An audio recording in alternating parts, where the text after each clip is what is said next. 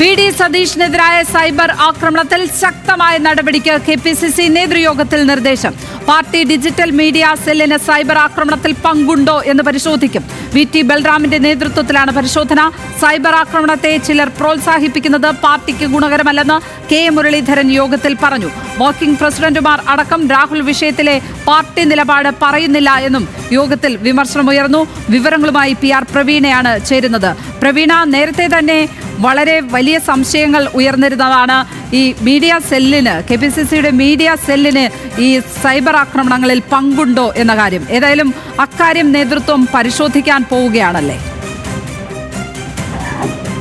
Cyber ആക്രമണങ്ങളിൽ ശക്തമായ നടപടിക്കാണ് യോഗത്തിൽ നിർദ്ദേശമുണ്ടായത്. ഈ സൈബർ ആക്രമണം നേതാക്കൾക്കെതിരെ തുടരുന്നത് ഭൂഷണമല്ലെന്നും ഇത് ഗുണം ചെയ്യില്ലെന്നും ഒരു നേതാവിനെയല്ല നേതൃത്വത്തെ ഒന്നാകെ വിമർശിക്കുകയാണ് ചെയ്യുന്നതെന്നും ഇത് പാർട്ടിക്ക് വലിയ തിരിച്ചടി ഉണ്ടാക്കുമെന്നും കെ. മുരളീധരനാണ് ഈ വിഷയം കെ.പി.സി.സി നേതൃയോഗത്തിൽ തുടങ്ങിവെച്ചത്. M.M. ഹസൻ അടക്കമുള്ള നേതാക്കൾ ഇതിന് പിന്തുണയുമായി എത്തി.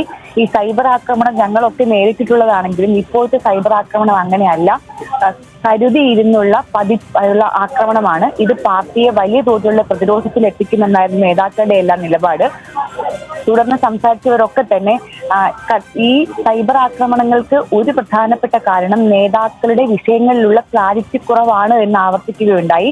അതിനായി പറഞ്ഞത് ഷജീറിന്റെ സാന്നിധ്യം. ഇന്ന് നേമം ഷജീർ രാഹുലിനൊപ്പം നിയമസഭയിലെത്തിയത് രാഹുലിനെ പൊതിഞ്ഞു പിടിച്ച് നേമം ഷജീർ ദൃശ്യങ്ങൾ തന്നെ വ്യക്തമാണ്. അപ്പോൾ ആ ദൃശ്യങ്ങൾ കാണുമ്പോൾ ചില നേതാക്കളുടെ പിന്തുണ രാഹുലിനുണ്ടോ എന്ന് പൊതുജനങ്ങൾക്കും സൈബർ ഇടങ്ങളിൽ ഇരിക്കുന്നവർക്കും സംശയങ്ങൾ ഉണ്ടാകാം.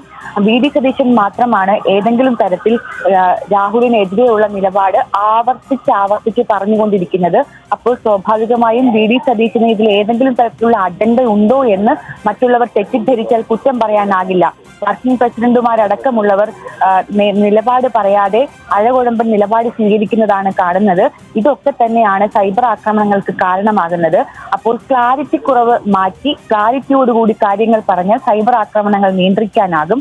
ഇനി ഈ ഡിജിറ്റൽ മീഡിയ സെല്ലുമായി ബന്ധപ്പെട്ട് നിൽക്കുന്ന ആർക്കെങ്കിലും ഈ സൈബർ ആക്രമണങ്ങളിൽ പങ്കുണ്ടോ എന്നുള്ളത് അന്വേഷിക്കണം എന്നുള്ള കാര്യം ഈ DMCയുടെ ചെയർമാൻ കൂടിയായ വി.ടി. ബൽറാം തന്നെയാണ് നേതൃയോഗത്തിൽ ഉന്നയിച്ചത്.